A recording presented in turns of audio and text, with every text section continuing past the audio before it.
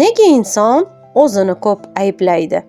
Chunki bolaligidan aybdor sensan, bu xatoni, bu ishni noto'g'ri qilding degan holat juda ko'p singdirilgan bo'ladi. Boshqalarning ishi bitishi, ko'ngli xotirjam bo'lishi, quvnoq yashashi mumkin-ku, lekin o'sha insonni rohatlanib maza qilib yashashi mumkin emasdek o'stirilgan bo'ladi. Xato qilishga haqqi yo'qdek yashatilgan bo'ladi. Aslida o'zini ayblash kuch emas, bu ichki bola menni jarohatini ovozi hisoblanadi. Inson o'zini ayblaganda u go'yoki adolat izlayotgandek tuyuladi, lekin Alloh taolo uni taqdirini go'zal yaratgan bo'lsa-da, u borliqni yaratgan zotdan noliydi. Nolish esa butun hayotini izdan chiqarib yuboradi.